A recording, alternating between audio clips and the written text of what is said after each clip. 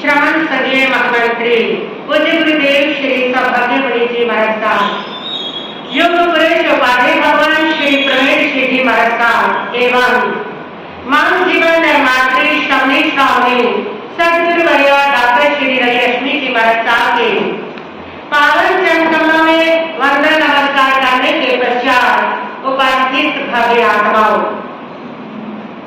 परम पिता परमात्मा प्रभु महावीर ने 9 तत्व बताए हैं और 9 तत्वों में आज आपके सामने पुण्य तत्व की बात करूंगी।